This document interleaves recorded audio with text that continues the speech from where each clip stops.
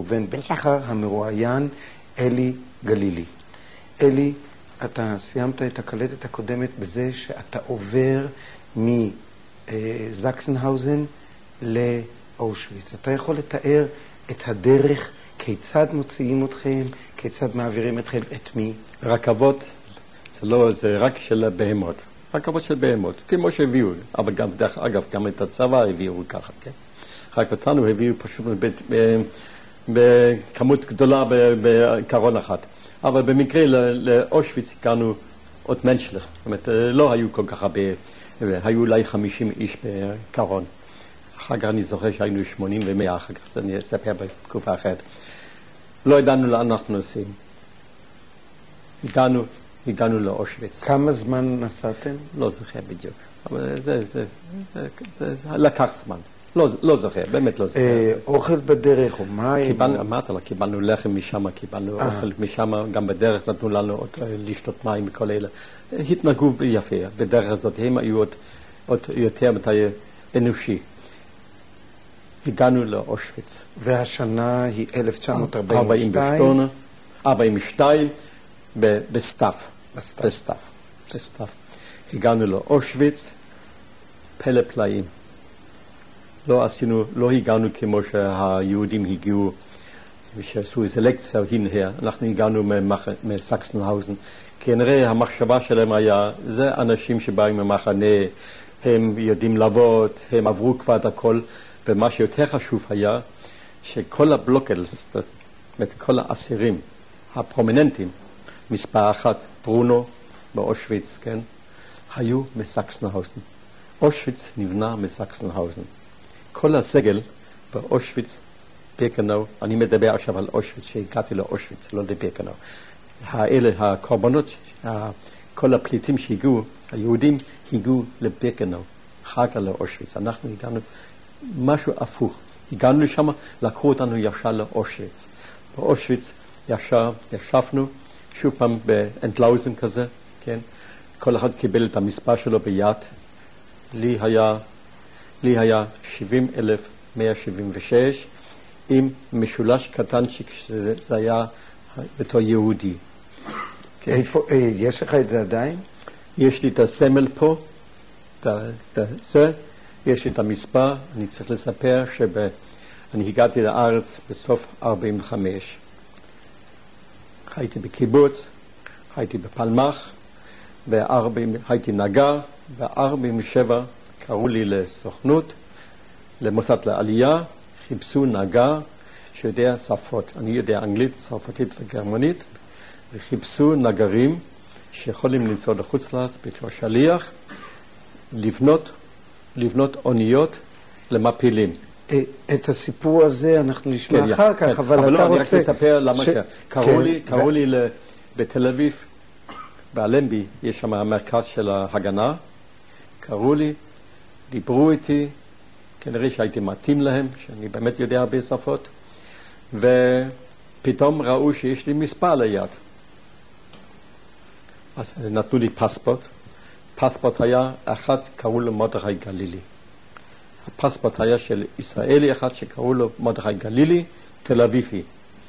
ונתנו לי ללמוד את הפרטים שלו, הייתי צריך יום שלם ללמוד, לחתום בשם שלו, נתנו לי פרטים מה הוא עבד, איך הוא נולד ומשהו. קיבלתי את הזהות של גלילי מרדכי. פתאום הרמתי את השבול, הם ראו שיש לי מספר. איך אני יכול להיות מרדכי גלילי, נולדתי בתל אביב, בתאריך מסוים, שיש לי מספר. אז שלחו אותי לרופאה אחת, היא התחילה עם עיפרון כזה מחשמל, לצרוף לי את האצבע. ואני הייתי אז, לא הייתי כל כך יהודי שקט, אחרי מחנה הייתי יהודי משוגע, הייתי מאוד עצמני, זה אחרי מחנה, היא שפה, נתת לה מכה, אמרתי לו, זה לא הולך. זה כואב נורא, כל נקודה, זה הרי כל המספר זה נקודות, כן?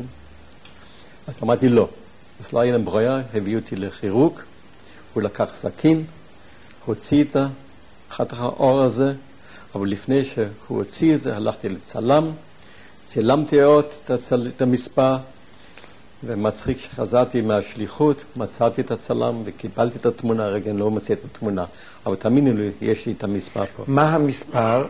70,176 עם משולש קטנצ'יק, זה מספר נדיר, מספר קטן נקרא, לא היו מספרים כאלה הרבה, אחר כך היה כבר עם תוספת A, תוספת B, כל מיני תוספת. זאת אומרת שזה היה מוקדם מאוד באושוויץ. אחת המוקדמים, אושוויץ, הם בנו את זה שנה לפני זה.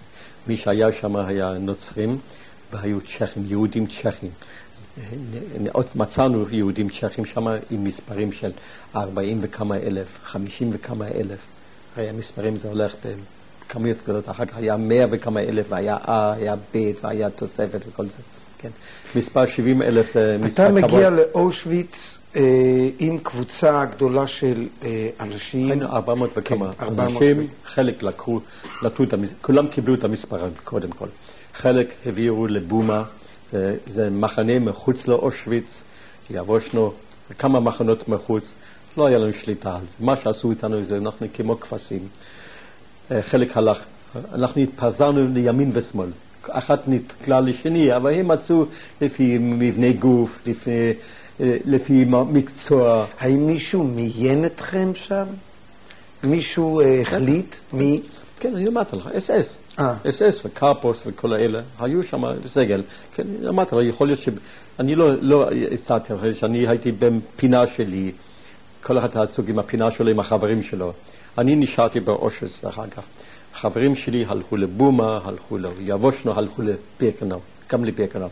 הרבה חברים שלי נפחו לבלוק אלסטון, אחראים על בלוקים, בבירקנאו, לא באושוויץ. לא באושוויץ. אני נשארתי באושוויץ, ועבדתי בהתחלה לא עבדנו, אחר כך הייתי בבלוק 5, בבלוק 5? הייתי בבלוק 5. מה זאת אומרת לא עבדנו? מה כן עושים? בהתחלה לא עובדים.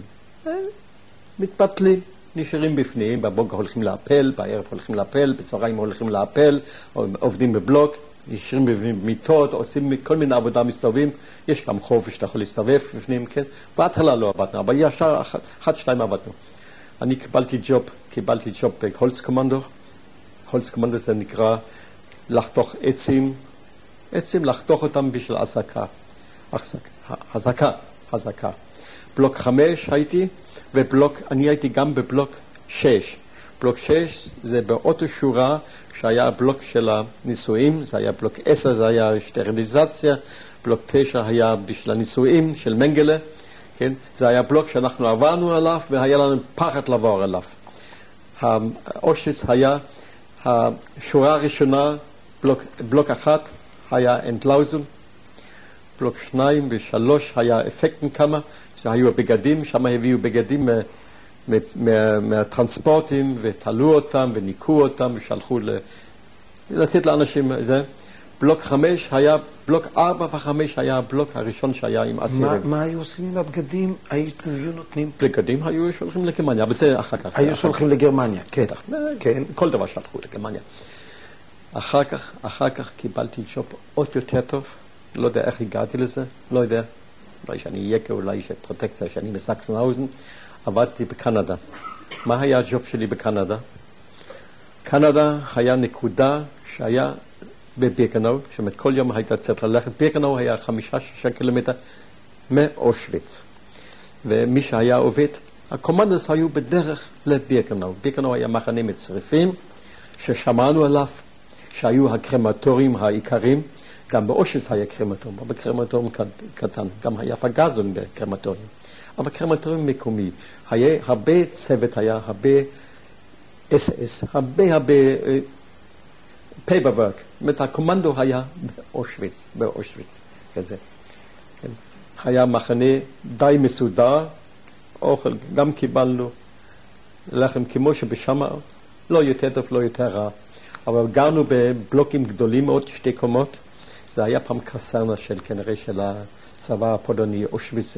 כנראה ששם היה מקלחות, היה בתי שימוש, הכל בתוך הבלוק. והיו 2 קומות. שוב פעם, חילקו את זה שמה, היו לנו מיטות, פריצ'ים כאלה. מה שאני זוכר טוב מאוד, שכל לילה, כל ערב, היינו צריכים לשבת על המיטה, כל אחד על המיטה, והיה פלקטים, יתנה שוורש, תבויה שמייש. קינה אחת, מוות שלך. שהרבה מתו מטיפוס. הרבה מתו מטיפוס. היה שם פרושים, היה שם מה שונסן, כמו שאמרת, איך קראת ונסן? אני קראתי זה פשפשים. פשפשים זה ונסן, אתה צודק. כן. היה פשפשים, מה שגרוע היה הקינים. והם עשו מלחמה עם הקינים. ובאמת, באושוויץ, תמיד הלכנו לאנדלאוזן, התרחצנו, גילחו אותנו מלמעלה עד למטה. יש לי שערות איומות שגילחו אותי מלמעלה למטה. מלמעלה למטה, כמו שאני אומר. מלמעלה עד למטה. לא נשאר מקום. זה מישהו מהצוות או... היה שם צוות מיוחד, אני לא עבדתי שם כבר בזה. כן? גילחו, אני רק... אחר כך אני אספר את זה שעבדתי בקנדה. מה זה נקרא קנדה? קנדה זה היה מקום עם צריפים ובניין אחת. בצריפים, ב-SS, הרבה ב-SS מסביב. אבל זה היה בתוך השרשרת של... זה היה על יד בירקנאו, קנדה זה נקרא. למה קנדה? היה כל כך הרבה דברים שם, זה היה כאילו אתה חי באמריקה, קנדה. בשביל זה קנו לקנדה. מה זה נקרא מצאו? שהטרנספורטים הגיעו, שלחו אותם במקלחות, דימוי, בפגזים, דימוי מקלחות. מה זה נקרא? על התקרה היה ראשים של דוש. ובכל חדר היה מין עמוד כזה מרשת, ומלמעלה סרקו את הגז. אספר לכם תכף איך הגז נראה, למה אני אספר לכם את זה? אני עבדתי בקנדה, באנטלאוזן. מה זה נקרא אנטלאוזן? לנו היה קומנדו של בערך 20 איש. קומנדו, קנדה. ואנחנו באנו מאושוויץ, לא מבירקנאו. ואלה שעבדו שם, רוב רובם באו מבירקנאו. שם עבדו בחורות, הם ישבו בתוך הצפים, וכל בגד הם לקחו ובדקו וקיפלו ועשו את הזהב, מה שמצאו וכל הדברים כאלה. כל דבר הם עינו. זה בחורות עבדו. ואנחנו היינו קומנדו מ-20 איש, לנו היו 2 SS. אחד, אני זוכר את השם, זה היה אונטרשטאפר שטוק. למה אני זוכר אותו? הוא היה בן עירי. התברר אחר כך הוא היה ממנהיים. ואחת היה, שוב פעם, אחת משלזיה, היה לו שם פולני. לא זוכר את השם. אבל שטוק אני זוכר כמו היום. יש לי כמה שמות אני זוכר. שטוק הזה. היה אלינו נחמד מאוד. מה היה הג'וב שלנו? אנחנו קיבלנו את הבגדים, והיינו צריך לשים את הבגדים על קולבים. והיה עולם אחת, בית, שתי קומות. בית אחת היה, ולמטה היה עולם גדול עם צינורות שיכולנו לתלות את הבגדים על הקולבים על הצינורות. עכשיו, מה שהיה הזה, מילינו את המקום. בבוקר התחלנו, מילינו עד צהריים או כמה שעות, לא חשוב מה. הביאו לנו קופסאות גז. קופסאות שנראה כמו קונסרבים, כמו שאתה קונה היום קופסה גדולה של מלפפונים, כפול בגובו. קצת יותר קטן כזה. לנו היה, קיבלנו כל אחד גז מסקה של ה-SS, והיה משהו, היה מיציקה, עיגול כזה מיציקה, ואליו היה מולחם שיניים. לקחת את העיגול הזה, שמת על הקופסה, לקחת פטיש, נתת מכה, השיניים כמו של מחצרה, אבל יותר קטן. השיניים פתרו את הקופסה, את המכסת הקופסה. לקחת, שמת שמיכה, שפכת את הגז. מה זה נקרא שפכת את הגז? הגז נקרא גז לשדלינגס בקמפונג, גז למלחמה לחרקים, בלאו קרויץ, כתוב. גז לשדלינגס, מה נקרא הבלאו קרויץ הזה? זה היה חתכות גיר, בגודל של סנטימטר על סנטימטר, מכל מיני צורות, גיר. והם היו ספוגים בכחול מהגז הזה, הנוזלי. אנחנו שפכנו את הגז בקופסה, 2 קופסות, לשמיכה, עם גז מסקות. הדלת הייתה דלת הרמטי, יצאנו החוצה, זרקנו את זה על הרצפה, סגרנו את הדלתות, הרמטי כמו פרישידר, ועלינו מדרגות למעלה, ולמעלה היה חדר אחת עם רצפת עץ, כנראה שהיה למטה, היה איזולציה, משהו, ואנחנו היינו שם מזרונים, ואנחנו נחנו. ככה המשכנו עד הערב. עשינו 2-3 נגלות ביום. אבל מה שאני לא אשכח. זה היה תהליך בשביל, מה זה עשה? להרוג את הכינים, להרוג את חרקים חרקים של בתוך הבגדים. בגדים באו מלוכלכים. כן. לא שולחים לגרמניה דברים עם כינים, בגלל הטיפוס, בגלל המחלות. זה היה אנטלאוזן. כן. מה שעשו גם כן. מה שאני לא אשכח, מה שהיה לי מוסר, ואנחנו ידענו זה אחר כך, הקאפו שלי היה יקה, האחרים היו שם פולנים. יקה זאת אומרת יהודי גרמני לא, או לא, גרמני? גוי גרמני. גוי. גרמני. כן. גוי גרמני. לא היו הרבה קאפוס יהודים. בבירקנאו, כן. באושוויץ פחות. כן, יכולת להיות, קיבלת פתק, קיבלת נחבר, ויכולת להיות עוזר שלו, יכולת מצל זה. כן. אבל זה לא היה לשמיצה, כאילו, זה לא היה לשמיצה, כן? היו פנאטים, היו דרגים שהאסס אמר, הוא צריך להרוג ככה וככה, הוא הרג. אבל מצד שני, הם היו שמרו על העובדים. עבודה, מישהו היה בריא, עבד. אני אחר כך אספר לך מקרה שיש לי חבר פה בגרשון, שהיה איתי בבירקנאו, יצא למחנה... גרשון מי? מחברת חשמל. שכחתי, הוא נשוי, זאת שהיה להם פעם מכולת. היה מנהל חברת חשמל, אבל היום הוא פנסיונר כמוני. היה מנהל, לא מנהל, מנהל עבודה של חברת חשמל. עם גרשון נפגשתי בבירקנאו, אני אספר את זה אחר כך. בבירקנאו, לא באושוויץ. זו הייתה העבודה שלי. אני מוכרח לספר לך, לא מצאנו חתיכה זהב, אחת מצאנו הרבה זהב. אז מצוין לזמן לקחנו חתיכה זהב, הבאנו את זה לאושוויץ, כן. אם תפסו אותנו, זה היה לך מוות או 20 מכות על התחת. ומשך אותי לראות את הבחורות. משך אותי לבחורות, הייתי נורמלי. לא ראיתי בחורות, כל השנים לא ראיתי בחורות. אז תמיד התגנבתי, שהיה לי קצת חופש, במקום לישון, קפצתי לבחורות. הם ישבו בשורה אחת על שולחן, בתוך צריף כזה, בתוך מבנה כזה, ומינו את הבגדים. והתחלתי לדבר מאיפה ומה, בחורות יהודיות שלנו, בנות שלנו, לא זקנות, צעירות. היה כיף. יום אחד הייתי שמה, פתאום בא האוברשטורמפרר עם הכלב שלו, ואני נכנס מתחת לשולחן וכל הבגדים עליי. הכלב גילה אותי. הוא שואל אותי בגמרית, was machst du hier? מצאתי תירוץ, אני באתי לקחת סמרטוטים או משהו כזה, ואני עומד שטרם, הכובע למטה, עומד דום, והוא אומר לי משהו, אני אומר לו, כן, אוברשטורמפרר. הוא נתן לי, היה לו מקל, כזה משילט, מרוע, הוא נתן לי מכה, ואני בשבילך, אוברשטורמפרר. בפחד שלי אמרתי, לא אוברשטורמפרר, אמרתי אוברשטורמפרר. הוא אומר, פויקטיש, נתן לי 10 לתחת עם המקל על המקום, נתן לי את העונש שלי. לא הוצאתי אגן, לא הוצאתי מילה. קיבלתי את העונש שלי, את 10 לתחת, הלכתי בחזרה למקום שלי, לעבודה, וקרה לי משהו. היינו 3 חברים, 2 יהודים פולנים, ואני... אתה זוכר את השמות שלהם? לא. ינק, מוישלם, מישקה, לא משנה, לא. באנו למחנה, היה לנו חתיכה זהב. רצינו להחליף את זה ללחם.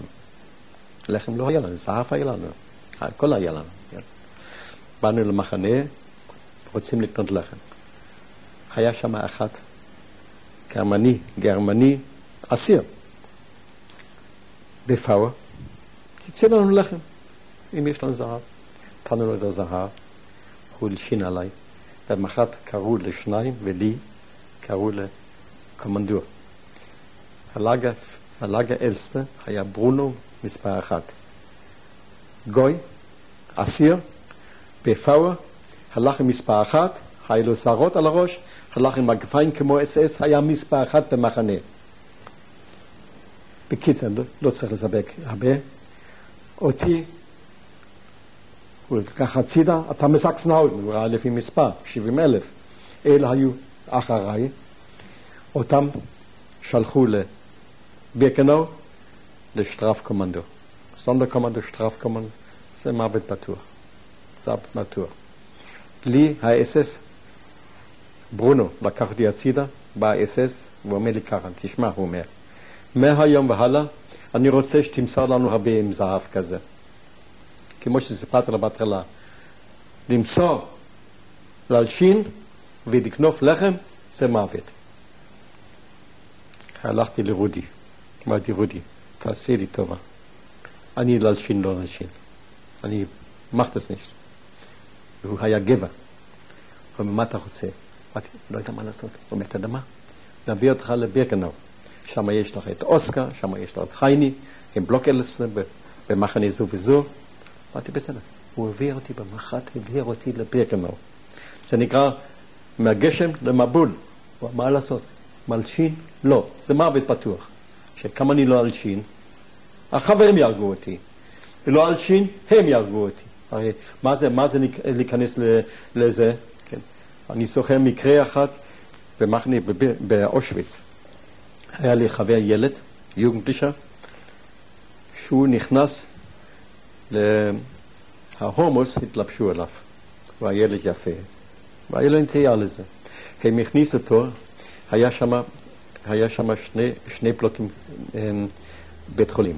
אחד היה לטובקולוזה מחלקה, אחד היה מי שקיבל שלשול, והיה גם מרפאה, היה בבלוק האחרון מצד ימין, בסוף אני זוכר.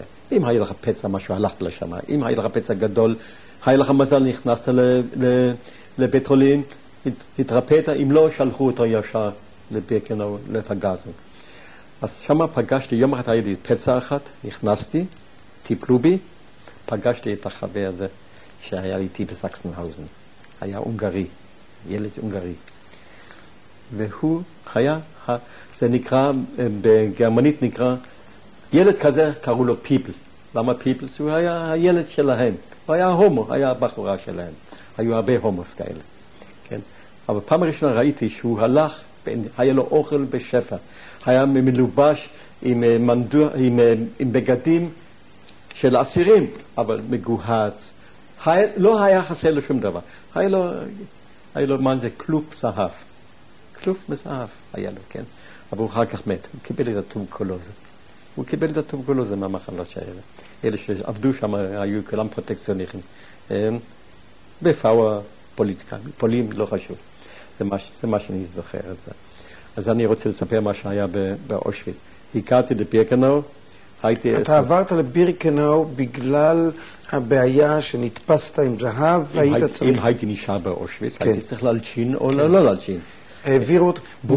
ברונו האלץ... הלאגר אלץ, שהיה סקסנהאוזן, והיה מספר אחד באושוויץ, מספר אחד.